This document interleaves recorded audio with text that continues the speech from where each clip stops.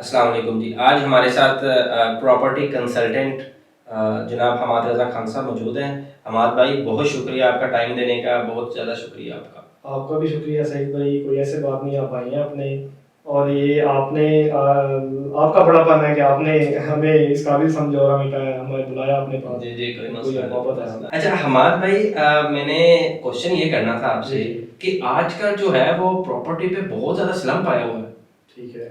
किसी को भी कहते हैं ना कि आप प्रॉपर्टी परचेज़ करें, तो वो कहता नहीं मैं तो जो हूँ ना मैं ये प्रॉपर्टी पे इन्वेस्ट नहीं कर सकता, मैं कुछ जो है ना इसमें मैं किसी और बिजनेस में कर लूंगा लेकिन आजकल मैं प्रॉपर्टी में नहीं करूंगा। तो आजकल जो है ना वो इन्वेस्टर भी बड़े परेशान है, बिल्कुल ऐसे। वो भी सोचते हैं कि भाई मैं प्रॉपर्टी में इन्वेस्ट करूँ या ना करूँ, मुझे कितना रिटर्न आएगा इस पे। ठीक है। तो ये तो जरा बताएं आजकल प्रॉपर्टी में इशू क्या आया हुआ है ये इसमें सईद भाई बेसिक चीज़ तो ये है, आप देखें हमारा सबसे बड़ा इस टाइम जो इन्वेस्टर है वो हमारा ओवरसीज़ पाकिस्तानी है। ठीक है। क्योंकि जो भी ओवरसीज़ पाकिस्तानी है हमारा, वो सबसे ज़्यादा इन्वेस्टमेंट हमारी प्रॉपर्टी में करता है। ठीक है। जबकि ये स्टेबिलिटी नहीं आई, जबकि ये गवर्नमेंट के इश्यूज चल रहे हैं, मुल्क की मईशत बहुत ज़्यादा डाउनफॉल कर रही है इस ठीक है। टाइम। उसकी वजह से एक तो हमारा ओवरसीज जो इन्वेस्टर है उसने अपना हाथ रोक लिया। ठीक है। उसके अलावा फिर उसने अपनी कह लें कि जो भी वो डॉलर्स में हमें इधर पाकिस्तान में अपनी जो भी इन्वेस्टमेंट के पर्पज से भेजता था या जो भी, वो उसने एक किस्म का हाथ रोक लिया हमें। अच्छा उसकी वजह से, और बेसिक चीज़ और दूसरी चीज़ ये है कि जब तक आपको पता है कि इंसान खुद सेटिस्फाइड ना हो अपनी प्रॉपर्टी इन्वेस्टमेंट में, तब तक वो कभी भी कहीं इन्वेस्टमेंट नहीं करता। सबसे बड़ी वजह यही है कि मुल्क की मईशत जो हम अहम किरदार अदा करती है, उसका स्टेबल होना बहुत ज़रूरी है। ठीक है। यही वजह है, और कोई खास इसमें कोई ऐसी वजह नहीं। मतलब जो ओवरसीज इन्वेस्टर है वो ओवरसीज इन्वेस्टर सेगमेंटेशन भी तो देखता है ना मार्केट की, ऐसे ही है कि मार्केट में सेगमेंटेशन क्या चल रही है, तो क्या मुझे इसमें इन्वेस्ट करना चाहिए या मैं किसी और बिजनेस में इन्वेस्ट करके जल्दी अपना रिटर्न निकाल सकता हूँ। ठीक है। तो अब अगर ओवरसीज है या कोई भी इन्वेस्टर है, ठीक है, अब वो चाहता है कि मैंने ना इस काम में इन्वेस्टमेंट करनी है, सही है, तो उसको आप कैसे रिकमेंडेशन देंगे, क्या रिकमेंड करेंगे, किस चीज में वो करे कि उसे जल्दी आरओआई उसकी जो है ना वो निकले। ठीक है। प्रॉपर्टी में सबसे बेसिक चीज है कि एंड यूजर, आप देखें एंड यूजर कोई भी है वो चीज हमेशा ये देख के लेके लेता है कि फॉर एग्जांपल अब मैं ये चीज बाय कर रहा हूँ, मुझे इसका 2 साल बाद या 3 साल बाद या जब भी मैंने इस पे डेवलपमेंट करनी है, डेवलपमेंट होगी और घर बनाना है कल को मैंने, तो मुझे क्या उसमें बेनिफिट मिलेगा। ठीक है। उसके अलावा फिर अगर हम आ जाते हैं ट्रेडिंग की तरफ, ट्रेडिंग में भी बेसिक चीज़ें यही हैं कि आप देखें सबसे पहले जो हमारे पाकिस्तानी गलती करते हैं, किसी के भी कहने पे कहीं भी इन्वेस्टमेंट कर लेते हैं, कोई सोसाइटी का आता पता नहीं होता, कोई नई सोसाइटी लॉन्च होती है, उसके लॉन्च होने पे जी उसकी वजह से कहते हैं आपको कि आजकल सोशल मीडिया एडवर्टाइजमेंट हर सोसाइटी कर रही है। बिल्कुल। और आप ये कह सकते हैं कि 90% आपका जो क्लाइंट है ना, वो आप इस सोशल मीडिया एडवर्टाइजमेंट से आप अपना कैश कर रहे हैं। ठीक है। तो जो अक्सर क्लाइंट्स ऐसे होते हैं कि कोई इन्फॉर्मेशन लिए बगैर किसी बाकायदा, इसका एक असूल होना चाहिए कि आप बेशक फाइल ले रहे हैं, बेशक पोजेशन वाला प्लॉट ले रहे हैं या नियर टू पोजेशन प्लॉट है, आप वो बाय कर रहे हैं। सबसे बेसिक चीज़ ये है कि आप जिस डीलर या कोई कंसल्टेंट या कोई भी ब्रोकर कह रहे हैं उसके थ्रू आप ले रहे हैं, वो अथेंटिक है, वो ऑथराइज है बंदा, वो बैठा है, उसका प्रॉपर एक ऑफिस है, एक सेटअप है, ये तो नहीं कुछ चलते फिरते कोई ऐसे तो नहीं, ज़्यादातर फ्रॉड ये लोग करते हैं। अच्छा अच्छा। उसके अलावा फिर आप देखेंगे जब आपकी ये सारी इंफॉर्मेशन कंप्लीट हो जाए आपकी, तो उसके बाद जाके जाके सोसाइटी विजिट करें, सोसाइटी का देखें कि उसने क्या फीडबैक दिया अपने क्लाइंट को, कब ये लॉन्च हो रही है, इसने कुछ डिलीवर किया है या नहीं किया। इसी वजह से हमारे जो सबसे ज़्यादा पाकिस्तानी हैं वो फ्रॉड धोखे में इस अपनी इन्वेस्टमेंट लॉस करते हैं। ठीक, सबसे बड़ी वजह ठीक है। नहीं इसमें अब ये है कि अगर सपोज करें कि एक कॉमन आदमी है, ठीक है, कॉमन इंसान है, वो कहता है यार कि मैंने ना इन्वेस्टमेंट करनी है प्रॉपर्टी में, मैं जो हूँ मैं अपना घर बनाना चाहता हूँ, वो एक एंड यूजर है, ठीक है, तो उसको फर्स्ट स्टेप क्या लेना चाहिए कि वो कहाँ से इनिशिएट करे। बिल्कुल ठीक है। वो इन्वेस्टमेंट के पर्पज से नहीं आ रहा है, वो अपने घर बनाने के पर्पज से आ रहा है, तो वो क्या ऐसा स्टेप है जो पहले इनिशिएट करे, वो इनिशिएट करे तो उसके बाद जो है कुछ सालों के बाद आके उसकी प्रॉपर्टी उसके नाम पे हो, उसके घर बने और बाकी जो चीजें वो हो जाए। मैं आपको बताता हूँ कि लाहौर में इस टाइम जो ऑलमोस्ट 90% सोसाइटीज हैं वो रजिस्ट्री इंतकाल नहीं देती। ठीक है। फाइल सिस्टम होता है। ठीक है। लेकिन उसमें बहुत ऐसी सोसाइटीज भी हैं जो बड़े बड़े नाम मैं आपको बता सकता हूँ कि जो रजिस्ट्री इंतकाल वगैरह नहीं है, लेकिन उनकी जो फाइल सिस्टम है अथेंटिक है, उनका डिलीवर करते हैं वो अपना, जिससे उनका क्लाइंट मुतमईन भी होता है। ठीक है। उसमें जैसे आप फॉर एग्जांपल आप मुझे या आपको कोई चीज़ चाहिए तो सबसे बेसिक चीज़ है कि आप जाएं मार्केट विजिट करें, किसी भी अपने नियर जो आपको समझ आ रही हो कि ये सोसाइटी मेरी समझ में है, ठीक है, आपको करीब भी पड़ रही है, कल को आप उधर घर बनाएं तो आपके हमारा जो बेसिक सबसे जो क्वेश्चन होता है ना हमारे कोई भी क्लाइंट्स का, जी हमारे रिलेटिव्स या मेरा ऑफिस या कोई ऐसी एक्सेस मुझे करीब हो, उसकी वजह से भी वो अपनी सराउंडिंग्स में देखता है सोसाइटीज। सबसे बेसिक चीज़ ये है कि आप जाके सर्च करें, अपनी मार्केट विजिट करें, फिर आप जाके कंसल्टेंट किसी भी ऑथोराइज बंदे को मिलें, या पहले तो अगर अदरवाइज आपके जानने वाला हो उसको जाके मिले और उससे हर तरह का क्वेश्चन करें, वो आपका राइट है। ठीक है। ये आप कभी ना समझे कि जी ये मेरा दोस्त है या मेरे जानने वाला है तो आप उससे कोई ऐसा क्वेश्चन ना करें जो कल को आपको उसमें लॉस हो जाए तो आपका दोस्त कहे जी। और जो सॉरी आपकी बात काट रहा हूँ, जो ये पेमेंट प्लान्स हैं इसको फॉलो करें प्रॉपर। बिल्कुल ठीक है। उसके बाद जाके वो उसमें जो है वो आप जैसे ही जाके किसी ऑथराइज बंदे को जाके मिलते हैं, जी आपने कोई भी चीज बेशक इंस्टॉलमेंट पे लेनी है, आप फाइल लेते हैं, नंबर वाली लेते हैं, विदाउट नंबर लेते हैं, विद नंबर एंड मैप लेते हैं, या पोजेशन वाले प्लॉट्स लेते हैं, वो भी इंस्टॉलमेंट पे होते हैं। ठीक है। आप मौके पे जाके जगह विजिट करें, उनके साथ जाके इंस्टॉलमेंट प्लान भी है तो कम से कम सोसाइटी ने वो जगह मेंशन की होती है। ओके, ये मेरा ब्लॉग आएगा इधर, ये फलां ब्लॉग अब मैं लॉन्च कर रहा हूँ, इसको मैं 2 साल बाद या 3 साल बाद आपको डिलीवर करूंगा। ठीक है। तो ये बेसिक चीजें अपनी जो है वो आप सारी कंफर्म कर लें, उसके बाद आप ऑथेंटिक जगह पे इन्वेस्टमेंट करें जो कल को खुदा ना खास्ता अप्स डाउन एक बिजनेस का हिस्सा है। ठीक है। लाइफ का हिस्सा है, इससे आपने कभी भी वरी नहीं होना चाहिए इंसान को।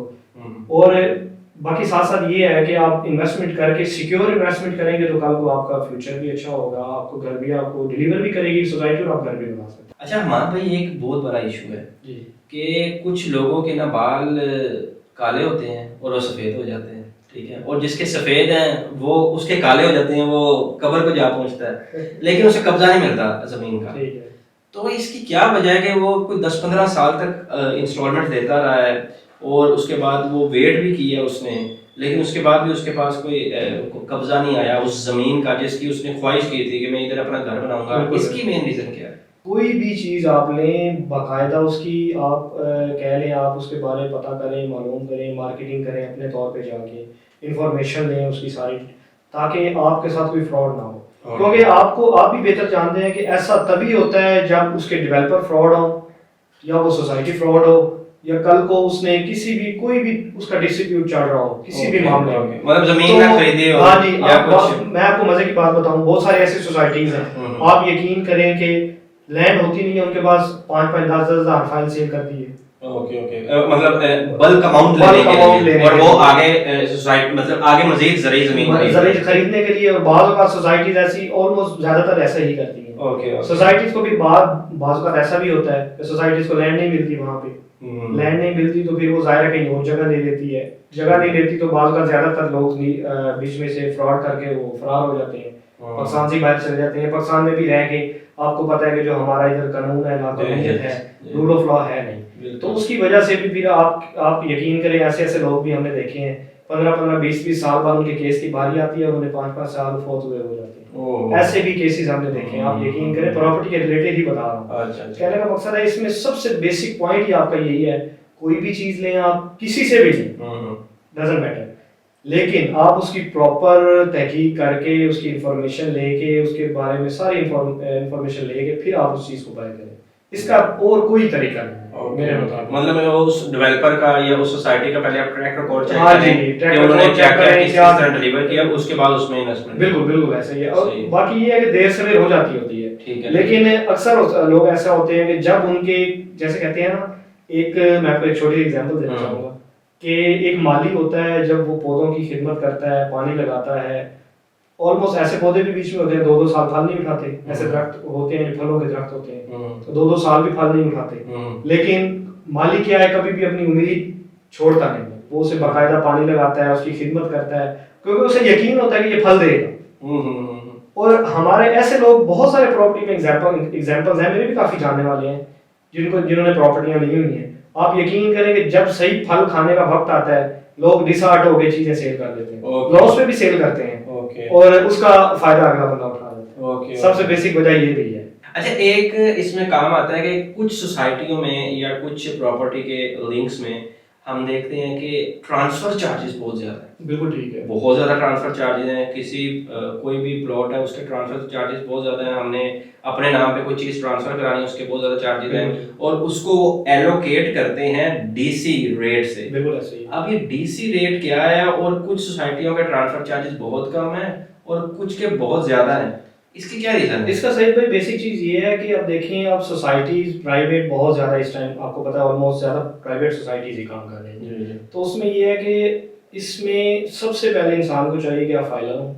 ओके। फाइलर में आपको ये बेनिफिट होता है कि आपका जो सेलर टैक्स है या बायर टैक्स है, आपका कह लें कि अगर आप फाइलर हैं तो आपको 50% है, तो और नॉन फाइलर तो आपको 100% पड़ेगा। ओके। आपकी ये एक सेविंग्स हो जाती हैं, बेनिफिट्स आपको हो जाते हैं काफ़ी। फिर उसके बाद आपके पास कोई भी जो गवर्नमेंट के टैक्सेस लगते हैं इस पे, प्रॉपर्टी पे, किसी भी प्रॉपर्टी पे, चाहे वो कमर्शियल्स हैं, रेजिडेंस है, प्लॉट है, घर है, कुछ भी है, ठीक है। उस पे जो गवर्नमेंट के टैक्सेस लगते हैं उसमें भी काफ़ी ज़्यादा आपको कह लें रियायत मिल जाती है। ठीक है। तो सबसे पहले तो फाइलर होना मैं तो रिकमेंड करूँगा तो ज़रूर है, वो हर पाकिस्तानी को होना चाहिए, ठीक है। ताकि उससे हमारी मईशत को, हमारे मुल्क को भी फ़ायदा हो बिल्कुल सही। और हमें भी फ़ायदा हो। फिर उसके बाद ये है कि दूसरी बात ये है कि जो आप कह रहे हैं कि डीसी रेट, जो डीसी रेट है बेसिकली ये भी गवर्नमेंट के रूल्स होते हैं, उसके मुताबिक गवर्नमेंट ने ज़िले के तौर पे ये सारी अमाउंट इसकी ना वैल्यू काउंट की होती है। ठीक है। वैल्यू काउंट करके आप प्राइवेट सोसाइटी को बेशक 2 करोड़ का प्लॉट भी खरीद रहे हैं और उसका DC rate for example 20 lakh रुपए है, तो आपकी गवर्नमेंट के जो कह लें डॉक्यूमेंटेशन होगी उसमें आपका डीसी रेट ही मेंशन होगा। उसके अलावा फिर अगर आप किसी को पे ऑर्डर दे रहे हैं या पे ऑर्डर ले रहे हैं किसी से, उसकी आप रिसीविंग लें या कोई भी आप बैंक ट्रांजैक्शन करें, तो वो ही प्रूफ आपके पास होगा कि मैंने फलां से ये प्रॉपर्टी ली और इसको ये फलां ट्रांजैक्शन की है। ठीक है। अदरवाइज डीसी रेट पे जाएंगे तो वो गवर्नमेंट के डॉक्यूमेंटेशन में वही आएगी डीसी रेट, उस प्रॉपर्टी की वैल्यू की जो गवर्नमेंट ने मेंशन की। अच्छा, इसमें हमाद भाई एक ये चीज़ है कि देखें, जब कोई भी न्यू डील आती है, ठीक है, तो उसमें मेनली 2-3 चीज़ें होती हैं, मतलब एज ए इन्वेस्टर जो भी खरीदेगा वो उसको 5 साल 6 साल नहीं चलाता, सही है। तो इन्वेस्टर जो है ना वो उसको चाहता है कि मैं कम टाइम में ज़्यादा गेन करूँ, ठीक है। तो इन्वेस्टर क्या माइंडसेट अपना बताता है कि ये जो हमारी ऑडियंस है जो हमें देख रही है वो भी इस चीज़ को करें कि वो भी इसी काम में करें जो इन्वेस्टर करता है, बजाय के 5-6 साल का, वो तो एंड यूजर को फायदा है ना, जो इन्वेस्टर करता है वो किस चीज़ को फॉलो करता है?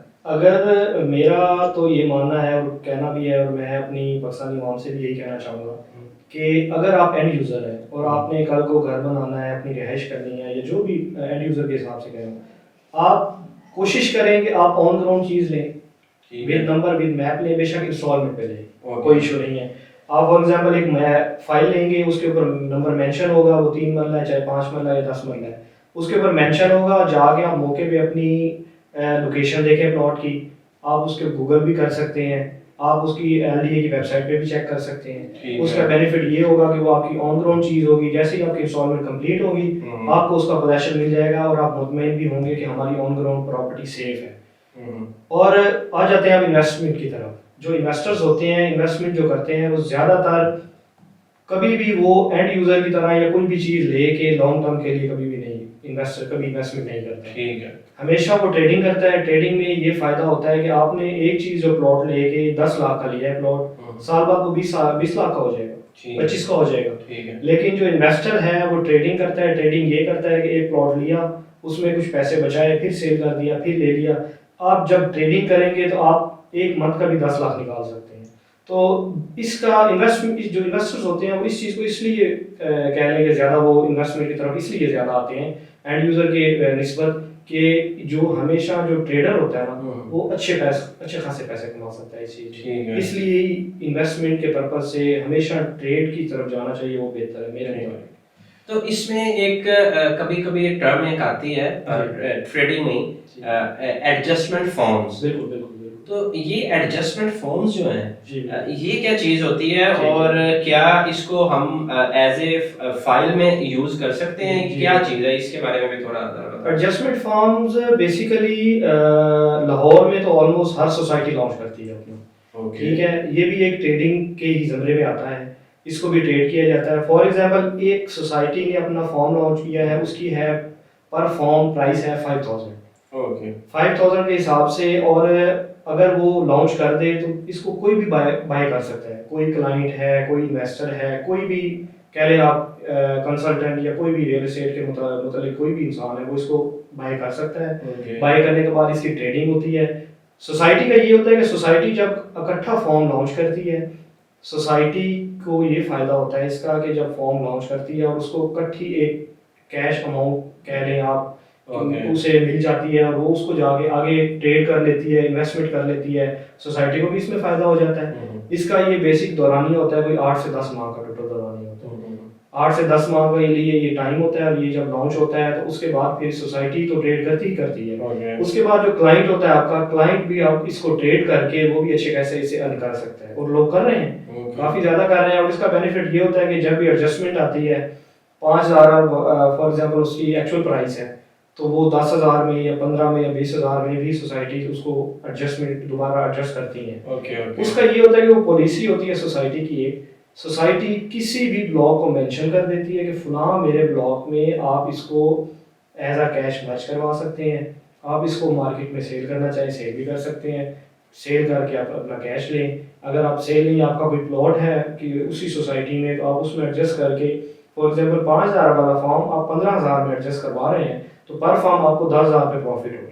आप ये देखें कि आप फॉर एग्जांपल आपने जितना ज़्यादा फॉर्म लिया होगा उस हिसाब से आपको उसमें बेनिफिट भी होगा और सोसाइटीज भी उससे ऑलरेडी बेनिफिट ले चुकी होती है। ये बेसिक लॉन्च करने का मकसद सोसाइटी का ये होता है। अच्छा, ये हमाद भाई मुझे बताइए कि लाहौर जो है वो तो एक्सपेंड होता जा रहा है, मतलब ताहद नज़र जहाँ पे भी देख रहे हैं हम लाहौर जा रहा है, लाहौर जाए जा रहा है, आगे जा रहा है। अब तो मेट्रो बस चल रही है शदरा से काला काको तक देख लें, इधर शेखुपुरा और और कसूर तक देख लें। तो ये जो है ये पैच जो है कि हम हर तरफ लाहौर, अब एक कॉमन बंदा है उसके पास बहुत कम इन्वेस्टमेंट है, ठीक है, वो चाहता है कि मैं एक ऐसी जगह पे इन्वेस्टमेंट करूं जहां पे मुझे आगे 10-15 सालों में मुझे महसूस हो कि ये जो चीज़ है ना, ये मुझे जो मैंने इन्वेस्टमेंट की थी उसका मुझे कोई 10 नहीं तो एटलीस्ट 50% रिटर्न आ रहा है। बिल्कुल ठीक है, तो अब इसकी हदूद का कैसे मुतय्यन करें कि कितनी हदूद है? क्या कंपास ड्रा करें या क्या, मतलब मैं सपोज करें अगर मैं ठोकर चौक पे खड़ा हो जाता हूँ या मैं शादरा में खड़ा हो जाता हूँ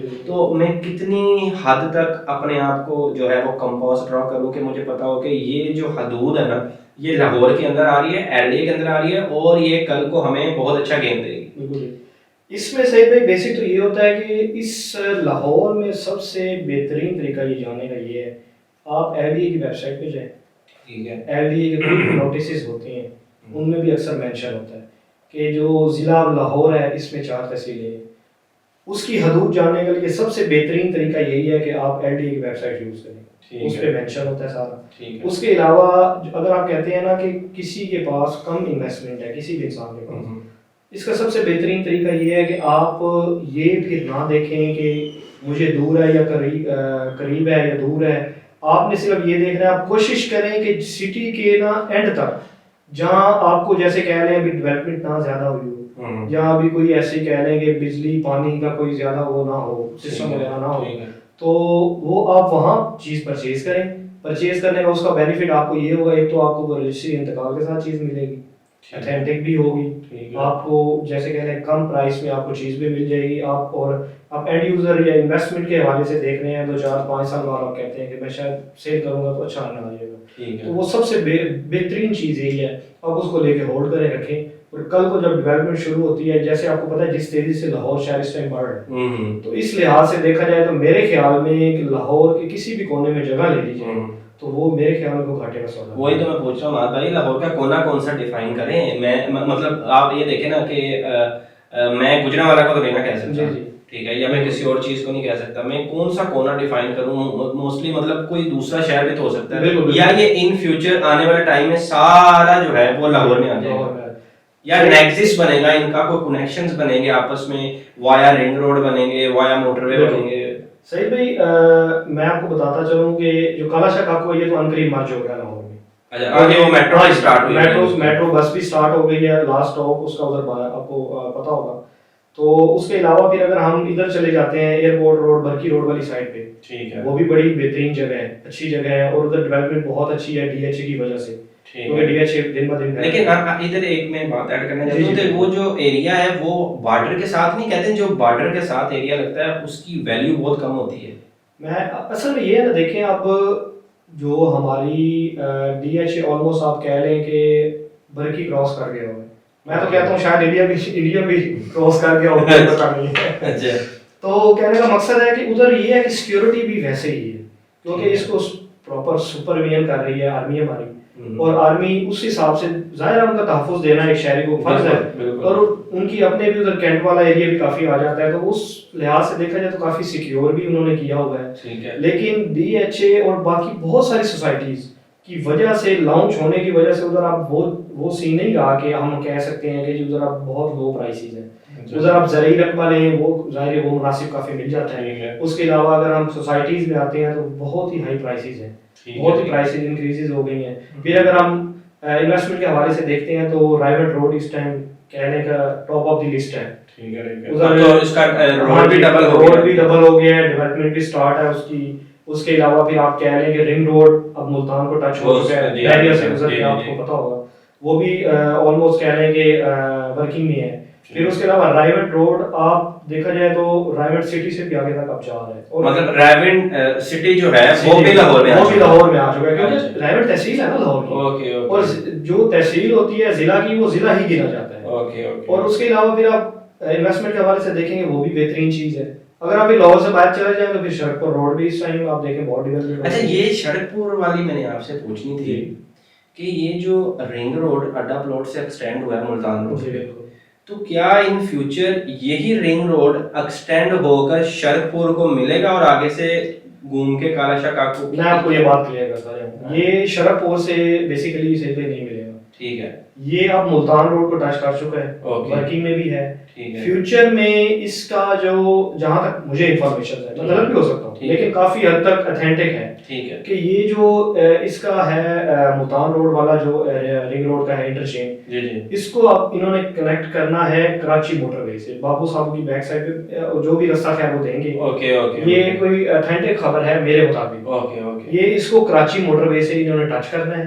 फिर आपका ये होगा कि आप मीनार पाकिस्तान से शुरू होते हैं रिंग रोड, पूरे लाहौर का चक्कर काट के आप कराची मोटरवे पे डायरेक्ट आप अप्रोच कर सकते हैं। ये शरकपुर रोड वाली साइड पे वैसे इंटरचेंज वगैरह भी देंगे, शायद वो तो देंगे, लेकिन वैसे जो बेसिकली मेन इसका जो रिंग रोड का बनेगा वो कराची मोटरवे को, ये मुल्तान मोटरवे को टच, मतलब ये रिवर रावी क्रॉस करके, रिवर रावी क्रॉस करके वहां ये कोई इसका करेंगे बेसिक, जाहिर है पुल का या जो भी वो करके इसको इंशाल्लाह, ये और ये फ्यूचर में बहुत जल्द होगा इंशाल्लाह। अच्छा अहमद भाई, ये जो एक है जिसे कहते हैं कि ये जो मोटरवे है, अब काफी जो ट्रेंड बना हुआ है ना, पहले रिंग रोड ट्रेंड था, रिंग रोड के आसपास सोसाइटी, अब एक ट्रेंड बन गया कि मोटरवेज के आसपास सोसाइटी, आप M2 पे चलें, आप वाया रिंग रोड इधर आ सकते हैं, आप M2 पे चलें, आप इस्लामाबाद जा सकते हैं। तो अब ये मोटरवे जो ट्रेंड है, क्या इन फ्यूचर मोटरवे से भी एग्जिट मिलेंगे डायरेक्टेड टुवर्ड्स सोसाइटी? इसका सही भाई ये तो नहीं कह सकते कि मतलब एक इंटरचेंज डायरेक्ट सोसाइटी को लिंक है, ऐसा पॉसिबल नहीं हो सकता।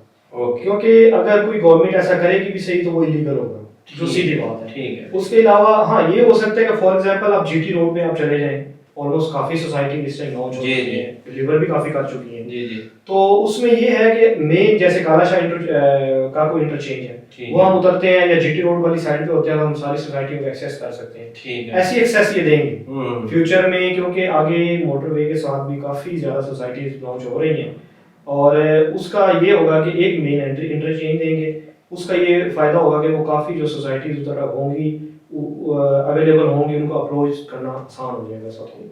ये वैसे इसमें एक और मान भाई ये बात कि अब सपोज करें कि हम किसी कहीं दूर जाके अपनी जो है नवी इन्वेस्टमेंट करना चाहते हैं, कोई भी कॉमन मैन है जी, बिल्कुल, अब वो उधर जाए तो सबसे पहले वो क्या चीजें देखे, वहां पे इंफ्रास्ट्रक्चर में क्या देखे, रोड्स देखे, या वो देखे कि वहां पे जो है वो मल्टीपल स्कूल्स हैं, कॉलेजेस हैं, यूनिवर्सिटीज हैं, या मैकडोनल्ड्स हैं, ये जितनी भी चीजें होती हैं। कोई भी सोसाइटी कहीं भी लॉन्च हो सही भाई, लाहौर में या चाहे किसी भी लाहौर पाकिस्तान की सिटी में, उसमें सबसे बेसिक जो हम देखते हैं, सबसे बेसिक उसकी एक्सेस देखते हैं।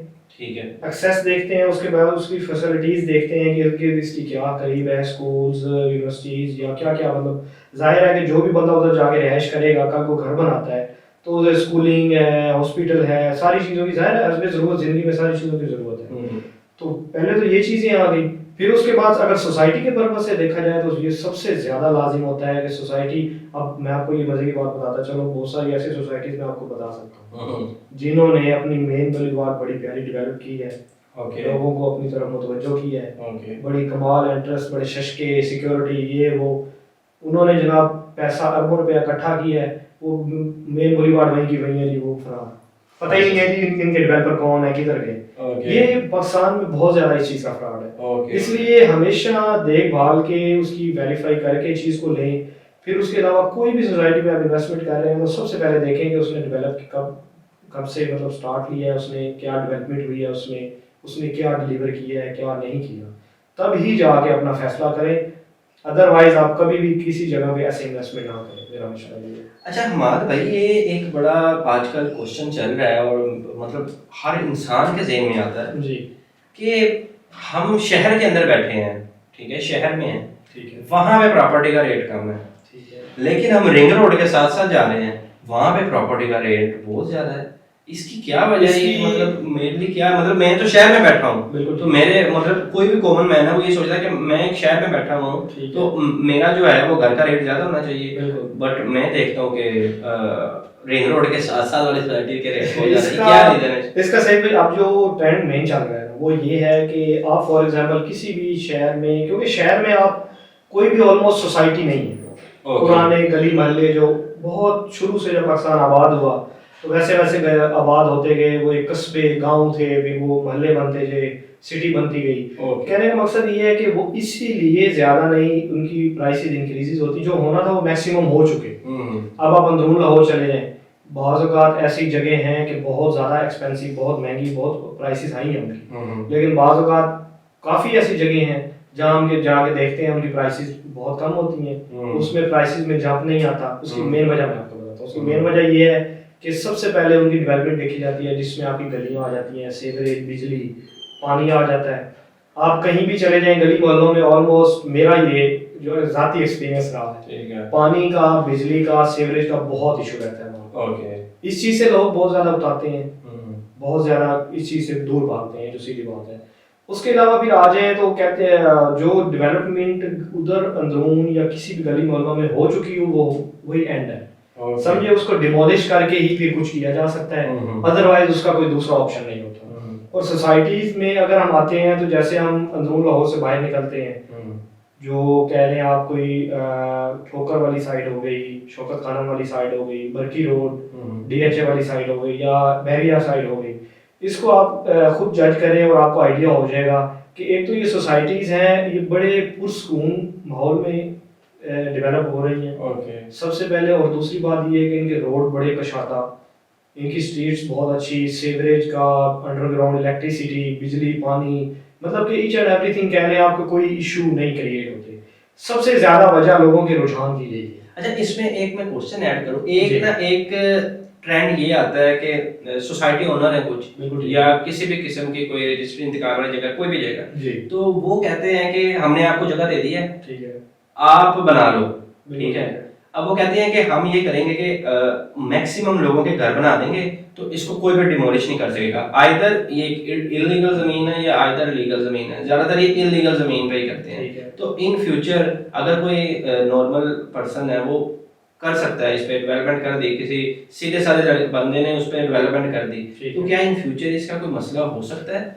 बिल्कुल हो सकता है। अब मैं आपको ये बता दूं, कराची में हमें ऐसी बहुत सारी मिसालें मिलती हैं, लाहौर में भी ऐसी बहुत सारी मिसालें हैं कि फॉर एग्जांपल कोई डिस्प्यूट जगह होती है, ठीक है, कोई गवर्नमेंट की जगह जो कब्जा किया होता है, ठीक है, या किसी आपकी मेरी किसी की भी ज़मीन होती है और हमें अपनी ज़मीन का नहीं पता होता, अपनी लैंड का नहीं पता, ये अबाव इजाज़त से काफ़ी ऐसे मेरे केसेस सामने आए हैं, ठीक है, अबाव इजाज़त से प्रॉपर्टीज़ होती हैं, हमें पता नहीं होता, हमें बाद में जाके पता लगता है जी, हमें जैसे कह लें दादा परदादा ने हमारे लिए लेके रखी थी, ऐसे बहुत सारे इश्यूज मैंने खुद देखे हैं। उसका ये होता है कि फॉर एग्जांपल उस पर कोई डेवलपमेंट हो गई है, कोई भी उस पर सोसाइटी बन गई है, आप कह लें कोई भी प्रॉपर्टी उस पर वो बन गई है, तो उसका ये है कि अगर आपके पास उसकी डॉक्यूमेंटेशन कंप्लीट है, गवर्नमेंट की है, तो वो तो ज़ाहिर है गवर्नमेंट करवा लेगी, वो कोई इशू नहीं होगा। किसी भी थर्ड पर्सन की प्रॉपर्टी है, उसके पास उसकी डॉक्यूमेंटेशन कंप्लीट है, तो बिल्कुल वो उस पर केस करके उस जगह को खाली करवा सकता है, और गवर्नमेंट इस चीज़ की पाबंद है। ये इसमें कोई दो राय वाली बात ही नहीं है कि आप किसी भी चीज़ पे आप हम या कोई भी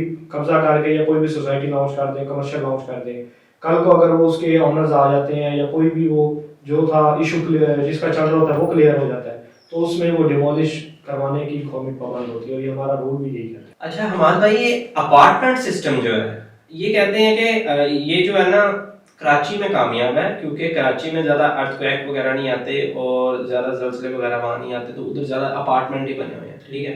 लाहौर में कहते हैं अपार्टमेंट सिस्टम इतना सक्सेसफुल नहीं रहा, तो क्या अपार्टमेंट भी अच्छी सोसाइटी है या प्रेफर करना चाहिए कि हम कोई एक सिंपल ज़मीन की तरफ ही जाएं? इसका सही भाई ये है कि अपार्टमेंट्स का रुझान वाकई आप ठीक कह रहे हैं कि कराची में बहुत ज़्यादा है। कराची में बेसिक चीज़ ये भी है, अर्थक्वेक का आप सही कह रहे हैं कि उधर नहीं इतना खास इशू। फिर उसके अलावा आप ये भी देखें कि बेसिक जो हब है ना, बिजनेस हब कराची है। हमारे समझे कि पूरी चेन जो पाकिस्तान की है बिजनेस के रिलेटेड, वो हमारा कराची है। 70% टैक्स भी कराची का 70 कह रहे हैं, मैं तो कहता हूँ शायद 90% ही कह रहे हैं। 90%, क्योंकि उसके अलावा आप देखें ना, क्योंकि हम जो टैक्स दे रहे हैं ज्यादा सबसे जो पंजाब दे रहे हैं टैक्स, बिल्कुल आप ठीक कह रहे हैं, लेकिन बिजनेस रिलेटेड देखा जाए तो वो कराची भी बहुत आगे है। फिर उसके अलावा कराची को ये बेनिफिट भी सबसे ज्यादा है कि कोई भी फॉरेनर आता है, कोई भी आउट ऑफ कंट्री का कोई भी है, वो हमेशा ज्यादातर स्टे करता है कराची में, और कराची में शुरू से ट्रेंड ही अपार्टमेंट्स का है। तो इसकी वजह से वो फिर ज्यादा लोगों की उसमें ग्रोमिंग भी काफी है, अपार्टमेंट को ज्यादा वो लोग प्रेफर करते हैं। फिर उसके अलावा अब तो ट्रेंड खैर लाहौर में भी बहुत ज्यादा अपार्टमेंट्स का आ गया है। अब आप देखें लाहौर में कहीं भी आप जाएं, किसी भी रोड पे आप चले जाएं, आपको हाइट्स नजर आएंगी, हाइट्स आपको डेवलपमेंट स्टार्ट नजर आएगी। कहीं भी आप प्राइवेट रोड पे आप चले जाएं, आपको वहां भी अपार्टमेंट्स बनते दिखाई देंगे। अब बहुत ज्यादा ट्रेंड, इसका सबसे बेसिक फायदा ना जो मुल्क की सतह पे मैं बात कर रहा हूँ, सबसे बेसिक फायदा अपार्टमेंट्स का ये है कि आपकी जितनी कम से कम सोसाइटीज बनेंगी, आपका जो ज़रूरी रकबा है उतना ज्यादा ये कम इसको नुकसान। यहाँ पे एक क्वेश्चन मेरे माइंड में आया है कि कुछ लोग कहते हैं कि ये सोसाइटीज जो हैं, देखें एक तो सोसाइटीज बनती हैं वो एडवांटेज भी देती हैं जो बेरोजगार होते हैं, ठीक है, और रोजगार प्रोवाइड करती हैं लोगों को, लोग अब सोसाइटी से अपना जो है ना जो घर है वो चलाते हैं, सही है। अब कुछ लोग कहते हैं कि ये जो सोसाइटी ट्रेंड है ना, इन्होंने एग्रीकल्चर को तबाह कर दिया। मतलब हम पहले कभी जीटी रोड पे जाते थे, या हम पहले जो है मुल्तान रोड पे, रायबन रोड पे या फिरोजपुर रोड पे जाते थे, तो हमें खेत खलियान नजर आते थे, ठीक है, ग्रीनरी होती थी और ये हो। लेकिन अब हम जाते हैं तो अब हमें कोई खेत खलियान दूर दूर तक नजर नहीं आते। हम शहर की परमिसेस से तकरीबन कोई 4 से 5 किलोमीटर दूर जाते हैं, फिर जाके कहीं खेत नजर आते हैं, फील्ड्स वगैरह। तो ये क्या तबाही नहीं हो रही पाकिस्तान की, शहर मतलब बहुत ज्यादा आबाद हो रहे हैं, ट्रैफिक हो रही है, तो इसमें क्या आप कहेंगे? सही भाई, आई एग्री विद यू, आप बिल्कुल ठीक कह रहे हैं, आपका पॉइंट है, अच्छा पॉइंट है आपका। अब देखें चाइना जो है, चाइना सबसे जो उसकी बेसिक प्रायोरिटी है वो उसकी ज़राअत है, ज़राई ज़मीन। आप यकीन करें, आप अगर चाइना गए हो तो आपको इस चीज़ का आइडिया होगा कि चाइना में एक कम्युनिटी सिस्टम है। आपने एक कोई भी गांव है, कोई भी चीज़ है, उसे प्रॉपर एक उन्होंने मोटरवे का इंटरचेंज देना है, प्रॉपर उसको एक एक्सेस अच्छी देनी है, और उसकी एक बाउंड्री लाइन होगी, उससे बाहर वो नहीं जा सकता। ज़राई ज़मीन पे इतना काम चाइना ने किया, इतना काम किया कि मैं कहता हूँ बहुत ही इसमें अच्छी चीज़ है। अब हम देखें, हम पाकिस्तान में आते हैं तो पाकिस्तान में हमारा जो ज़राई रकबा है वो सिर्फ और सिर्फ पंजाब में ऑलमोस्ट ज़्यादा है। सिंध की ज़मीन बंजर है, बलोचिस्तान और केपी के आपको पता वैसे ही पहाड़ है। तो पंजाब में हमें, और इस टाइम सबसे ज़्यादा सोसाइटीज़ ही पंजाब में बन रही हैं, पंजाब में डेवलप हो रही हैं, और इसका नुकसान तो बहुत ही ज़्यादा है ज़राअत का, क्योंकि ज़राअत हमारी दिन ब दिन ख़त्म हो रही है। लेकिन हमारे भाई इसमें ये भी है ना कि अगर सोसाइटीज़ बन रही हैं, क्रिएट हो रही हैं, तो उससे जो सिंक हैं लोग, उनके घर भी वो चल रहे हैं। मतलब अगर अभी हम देखें तो इंडस्ट्री वगैरह का क्या हाल है मुल्क में, कोई इंडस्ट्री में हाल नहीं है, ठीक है। इवन के जो इंडस्ट्रियलिस्ट है वो भी अपनी इंडस्ट्री शहर के अंदर खत्म कर रहा है, उधर प्राइवेट कटिंग दे रहा है, और अपनी जो इंडस्ट्री है ना वो कोई 10-15 किलोमीटर दूर ले जा रहा है। तो अभी तो ये सूरत हाल हुई है, तो इससे मतलब जो लोग हैं उनका घर भी तो चल रहा है। मतलब अगर देखें पॉजिटिव पॉइंट है, नेगेटिव भी है, लेकिन ज्यादा इसका पॉजिटिव नहीं है, क्योंकि कुछ लोग तो ये कहते हैं कि भाई हम सब कुछ बाहर से ले आएंगे, हम जो है ना बजरी खा लेंगे, लेकिन भाई हम जो है ना वो खाए पिए बगैर कुछ नहीं रह सकते। अब बिल्कुल ठीक है। इसमें सही भाई ये है कि आप देखें किसानों का नुकसान हो रहा है, ये बात तो बिल्कुल सही। इसमें सबसे ज़्यादा हमारा जो रोल मेन बनता है वो गवर्नमेंट का रोल है। ठीक है। गवर्नमेंट का रोल इस तरह है कि गवर्नमेंट आपको पता है चाहे तो सब कुछ कर सकती है। ठीक है। अब जो लोग सोसाइटी के रोजगार से मुंसलिक हैं, जो सोसाइटीज ऑलमोस्ट ऑलरेडी वर्किंग कर रही हैं, वो तो ठीक है, वो जाहिर है उसको बंद तो नहीं करना या खत्म तो नहीं करना, वो तो ठीक है, वो वर्किंग में ही रहेंगी। लेकिन जो नई सोसाइटी डेवलप करता है, कोई भी सोसाइटी नई डेवलप होती है, उसमें वो जाहिर है वो नई हायरिंग होती है, नए लोग हायर होते हैं। तो उस लिहाज से देखा जाए तो गवर्नमेंट चाहे तो ये अब हमारे इंडस्ट्रियल स्टेट हो गई, उसमें हमारी प्रॉपर्टी हो गई या कोई भी अदर बिजनेस है, उसको प्रमोट करके हमारी गवर्नमेंट उनको बेनिफिट्स देके उसके मुताबिक मईशत को ऊपर ला सकती है। जैसे मईशत बेहतर होगी, रोजगार मिलेगा, लोगों के लिए आसानियाँ होंगी, जॉब्स होंगी, लोग कारोबार की तरफ भी ज्यादा आएंगे, सोसाइटी तो कम होंगी जाहिर, लेकिन उसमें फिर ये है कि रुझान अपार्टमेंट्स की तरफ भी, हाइट्स की तरफ भी तो जाएगा। तो जाहिर है जब उनकी तरफ रुझान जाएगा तो वहां भी लोगों को रिक्वायरमेंट्स होंगी, जिसमें उनके एम्प्लॉयज हैं या ईच एंड एवरीथिंग, कुछ भी आप कह लें। तो उस लिहाज से देखा जाए तो इससे शफल कर सकती है गवर्नमेंट सब कुछ कर सकती है। गवर्नमेंट इस बिजनेस को हाइट्स में, इंडस्ट्री में और इंपोर्ट एक्सपोर्ट में शफल करके इस बिजनेस को दोगुना कर सकती है। अब जितने भी लोग हैं ना वो वेट कर रहे हैं, मतलब काफी लोगों ने चीजें खरीदी हुई हैं, कुछ ने अपनी हार्ड अर्नड मनी से, ठीक है, वो कहते हैं कि हम एक्सपेक्ट कर रहे हैं कि हमें कुछ गेन मिले। कुछ हैं वो कहते हैं कि मैंने अपने बेटे की शादी करनी है तो मुझे आए, ठीक है।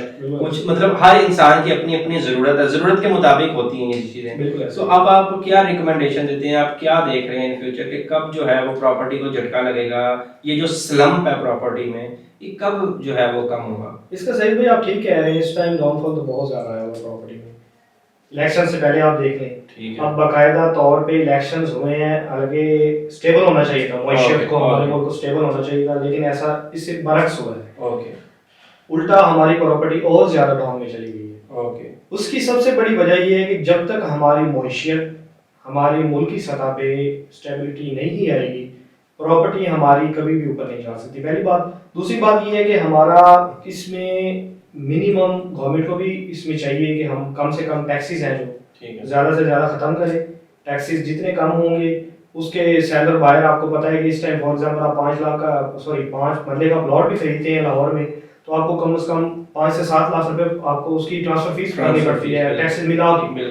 तो जो आज से 2 साल पहले 2 लाख या 1.5 लाख रुपए थी, वो अब 5-7 लाख रुपए एक बहुत अमाउंट होती है। अच्छा, एक ये भी कहते हैं कि अगर करेंसी एक्सचेंज हो जाए जी या इंटरेस्ट रेट नीचे आ जाए, ठीक है, तो इन्वेस्टर अपने पैसे निकालेंगे। ये इस मामले में फिर प्रॉपर्टी की उम्मीद है कि जो है वो इसकी सही भाई बेसिक चीज ये है कि जब तक हमारा डॉलर कंट्रोल नहीं होगा, क्योंकि हम डायरेक्ट मुंसलिक हैं डॉलर से, जब तक हमारा डॉलर कंट्रोल नहीं होगा हमारी मईशत कभी संभल नहीं सकती, पहली बात। दूसरी बात ये है कि जब तक आपका ओवरसीज पाकिस्तानी मुतमिन नहीं होगा, तब तक आपकी, क्योंकि ओवरसीज पाकिस्तानी एक रीढ़ की हड्डी है पाकिस्तान के लिए, जब तक वो भी अपना इंटरेस्ट शो नहीं करेंगे दोबारा से, तब तक प्रॉपर्टी के कोई चांसेस नहीं है ऊपर जाने की। वैसे ट्रेडिंग है, ट्रेडिंग चल रही है, बहुत अच्छी चल रही है, ट्रेडिंग का काम हो रहा है, काफी हद तक कदरे बेहतर है।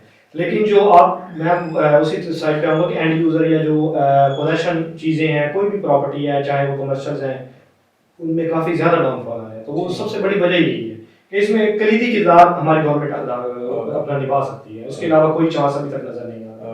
बिल्कुल ऐसे। बहुत शुक्रिया जी आपके टाइम का, बड़ा अच्छा लगा आपके साथ। बहुत शुक्रिया जी, बहुत शुक्रिया आप सबका देखने के लिए।